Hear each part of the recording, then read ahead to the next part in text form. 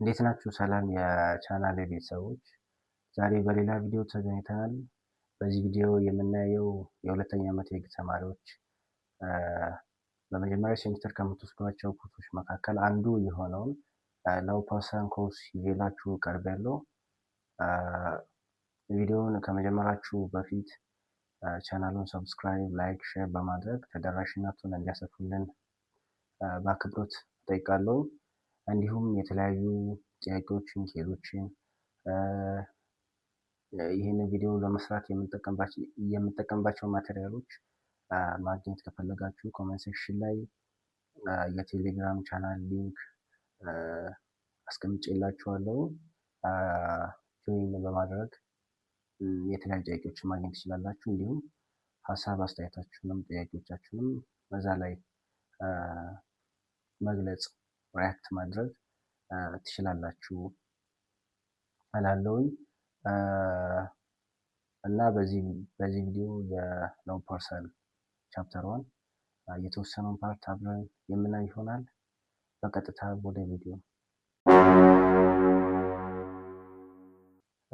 ሎው ፐርሰን ቻፕተር 1 የምናየው ነገር ስለ አኩዚሽንስ ኦፍ ፊዚካል ፐርሰናሊቲ ነው። እንዲሁም አፍተር ዘ ኤንድ ኦፍ ዚስ ቻፕተር ምን አይነት ነገሮችን አንደርስታንድ ማድረግ አለብን የሚለው ነገር ኦብጀክቲቭ አለው። የተወሰነው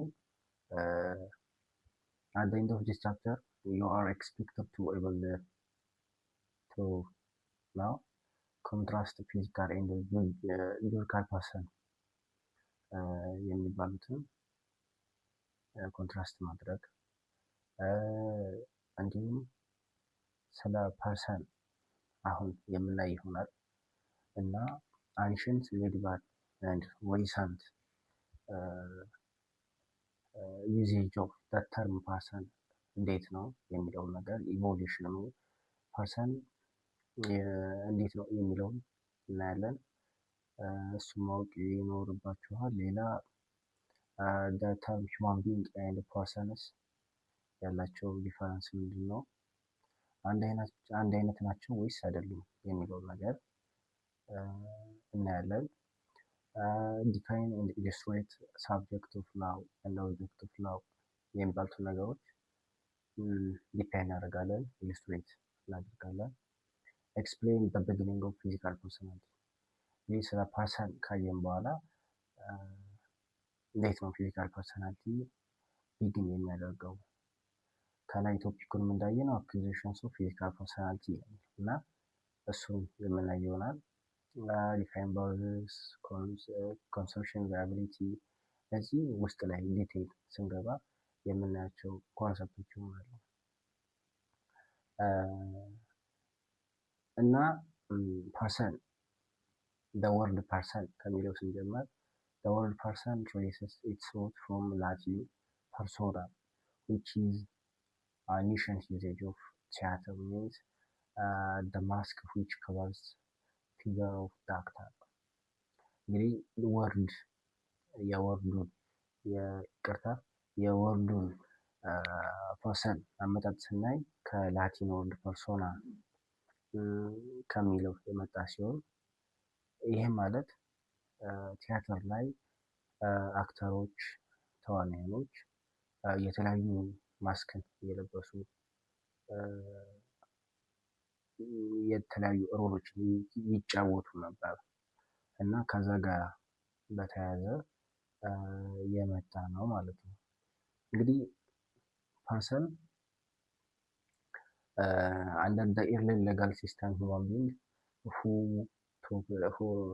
took part in legal relation were regarded as a person while those who couldn't perform legal acts were considered lacking of legal personality። እንግዲህ በኢርሊየር ሌጋል ሲስተሞች ላይ ፐርሰን የሚባለው ሂውማን ቢንግ ሆኖ ነገር ግን ፊዚካል ሪሌሽኖችን መፈጸም የሚችል ሰው ብቻ ነበር ፐርሰን ብሎ ሪፕሬዘንት የሚደረገው ማለት ነው።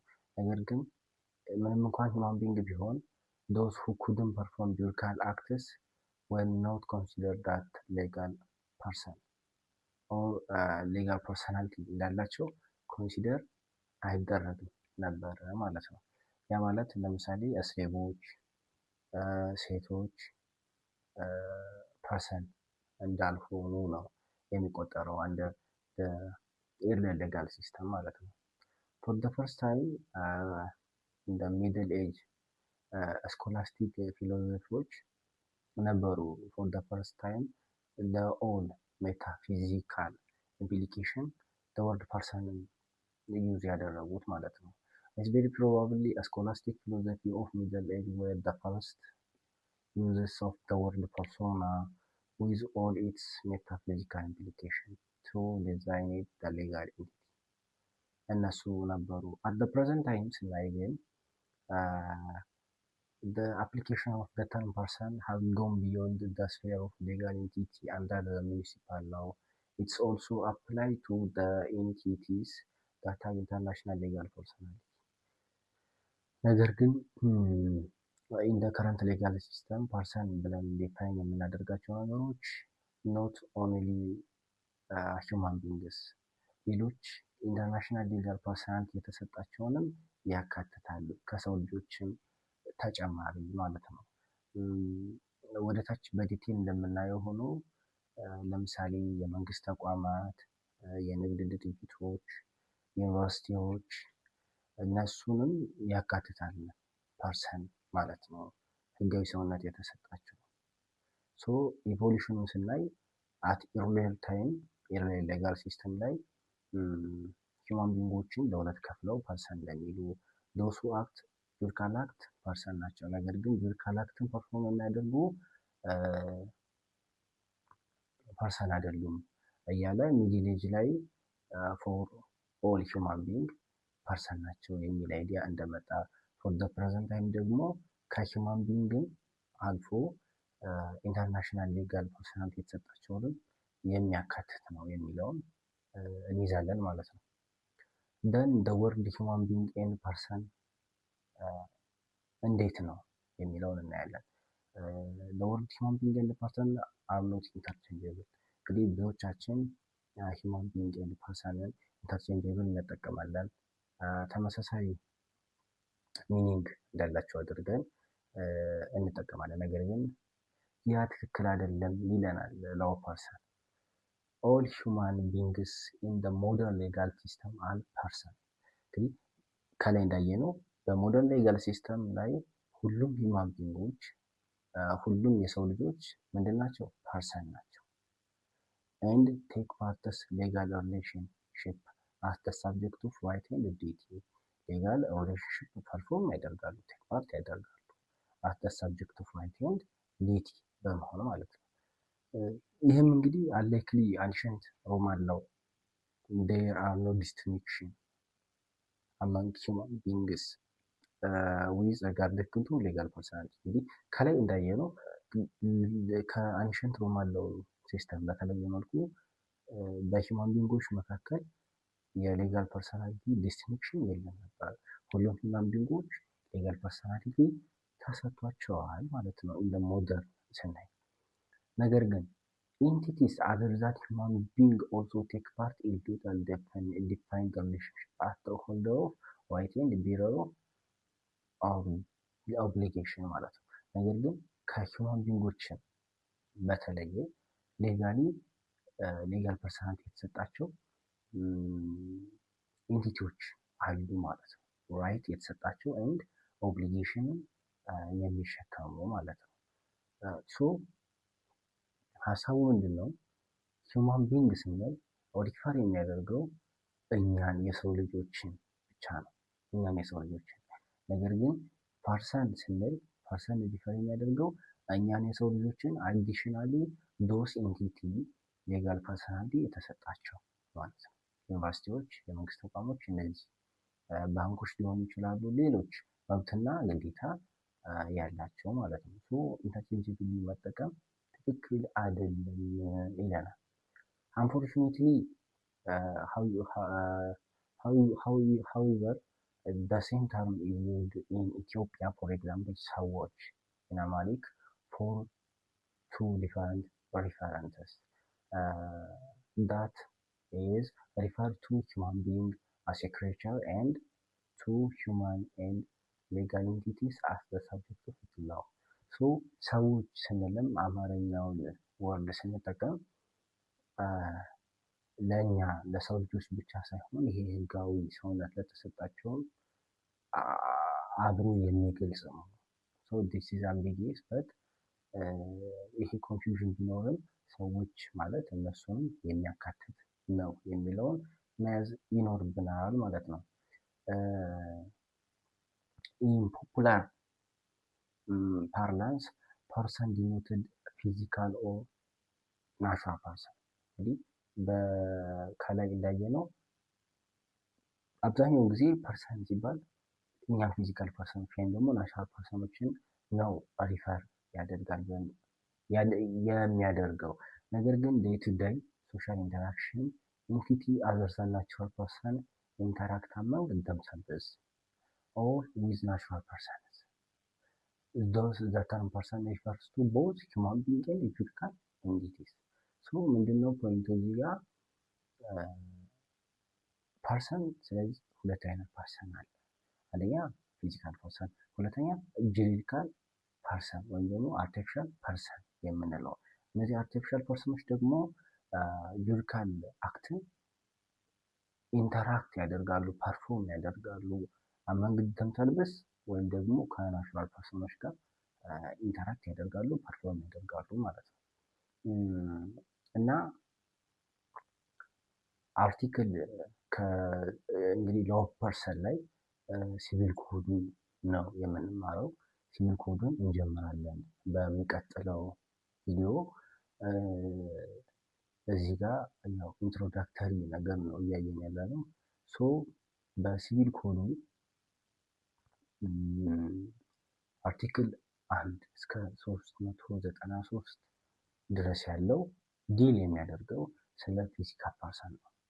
ስለ ናቹራል ፐርሰን የሚያወራ ነው። ፊዚካል ፐርሰናሊቲ እንዴት አኳየር ማድረግ ይቻላል ከአርቲክል 1 ጀምሮ ፊዚካል ፐርሰናሊቲ ስላላቸው ራይት ሊሆን ይችላል። ቻፕተር 2 ላይ የምናየው ፊዚካል ፐርሰናሊቲ እንዴት እኛ ሰዎች ማለት ነው እንዴት ስም አወጣጥ ሊሆን ይችላል። እንዲሁም ስለ ሬሲደንስ፣ ስለ ዶሚሳይል፣ ሌሎች ነገሮችንም አካቶ የሚያወራ ነው ከአርቲክል 1 እስከ 393 ድረስ በአጠቃላይ ስለ ፊዚካል ፐርሰኖች ነው ማለት ነው።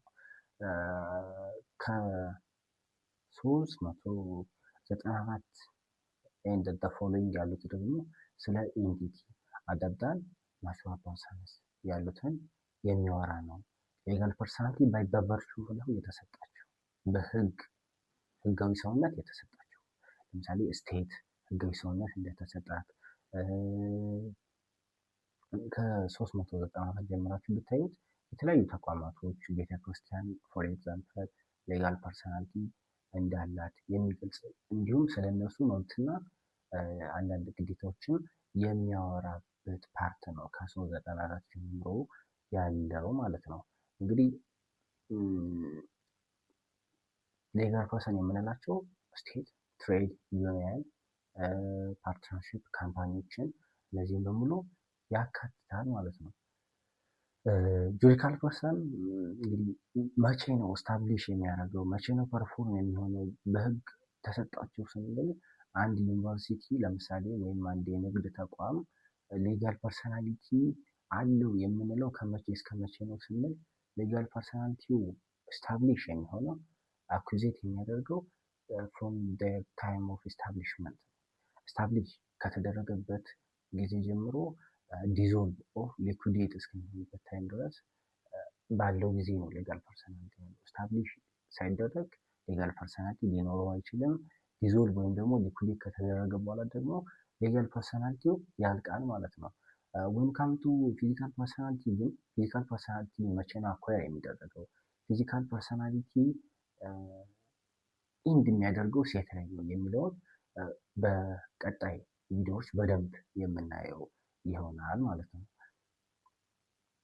ሴም አስ ፊዚካል ፐርሰንስ ሌጋል ፐርሰኖች have rights and duties enter into a contract can sue, be sued and perform various legal acts። እንግዲህ legal acቶች ይካሰሳሉ፣ ኮንትራት ይፈጽማሉ፣ ይከሳሉ፣ የተለያዩ ነገሮችን ያደርጋሉ፣ መብቶች አሏቸው ማለት ነው።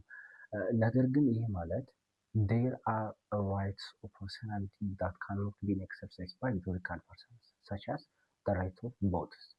እንግዲህ እንዲሁም ሌሎች the right of for example marriage እነዚህን የመምረጥ መብቶችን ግን ፐርፎርም ማድረግ አይችሉም። ምን አለ እዚህ ጋር ሊሚት አላቸው ማለት ነው።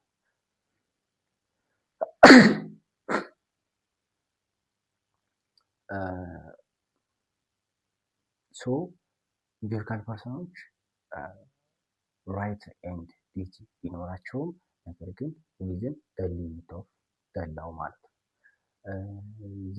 ሶ እነዚህ ነገሮች አየን። አሁን የምናየው ደግሞ ስለ ሳብጀክት ኦፍ ላው ኤንድ ኦብጀክት ኦፍ ላው። እንግዲህ በህግ ሁለት ነገሮች አሉ። ሳብጀክት ኦፍ ላው የሚባል ኮንሰፕት አለ፣ ኦብጀክት ኦፍ ላው። እነዚህ ሁለት ኮንሰፕቶች እርስ በርሳቸው ይለያያሉ። እንግዲህ ኦብጀክት ኦፍ ላው ስንል ኤቭሪቲንግ ዳት ከቨርድ ባይ ላው it is object but not expected to bear of right and duty። እንግዲህ ኦብጀክት ኦፍ ላው ስንል በህግ በሙሉ ከቨርድ የተደረገ ራይት እና ዲዩቲ ኤክሰርሳይዝ ያደርጋል ተብሎ ኤክስፔክት የማይደረግ። ለምሳሌ አንድ ውሻ መንገድ ላይ ሰው በድንጋይ ቢመታው ያ ውሻ ያለመመታት መብት አለኝ ብሎ ኤክሰርሳይዝ ያደርጋል ተብሎ አይጠበቅም። ውሻው ራሱ ማለት ነው። ሜቢ ስለ ውሻው ባለቤት አይደለም እያወራን ያለነው፣ ውሻው። ሶ ያ ውሻ ምንድን ነው ስንል በህግ ዳስ አን ኦብጀክት ኦፍ ላው ማለት ነው። እንዲሁም ሌሎችን ያካትታል። ሰብጀክት ኦፍ ላው ኤንድ ኦብጀክት ኦፍ ላውን በዚህ መልኩ ዲፈረንሳቸውን አስቀምጬላችኋለሁ። ሰብጀክት ኦፍ ላው ስንል ኢትስ ናቹራል ኤንድ ጁሪዲካል ፐርሰኖችን የሚያካትት ሪኮግናይዝድ ባይ ላው አስ ካፓብል ኦፍ ሆልዲንግ ኦፍ ራይት ኤንድ ቤሪንግ ኦፍ ሌጋሊቲ። እንግዲህ ናቹራል ኤንድ ጁሪዲካል ፐርሰኖችን የሚያካትት ነው። ራይት ኤንድ ዲዩቲ ያለባቸውን እነሱን ሳብጀክት ኦፍ ላው እንላቸዋለን። ኦብጀክት ኦፍ ላው የምንለው ግን ከላይ እንዳልነው ኤኒቲንግ ዳትስ ከቨርድ ባይ ላው ኤንድ ሌጋል ራይትስ ኤንድ ዲዩቲ ኤክሰርሳይዝ የሚደረግባቸው በእነሱ ላይ። ነገር ግን ቅድም እንዳልነው የውሻው ባለቤት በውሻው ላይ ራይቱን ኤክሰርሳይዝ ሊያደርግ ይችላል። ውሻዬ ተመታ ብሎ ሊጠይቅ ይችላል። ሶ እዛ ላይ ውሻው ላይ ነው ራይቱ ኤክሰርሳይዝ እየተደረገ ያለው እንጂ ውሻው አይደለም ራይቱን ኤክሰርሳይዝ እያደረገ ያለው ማለት ነው።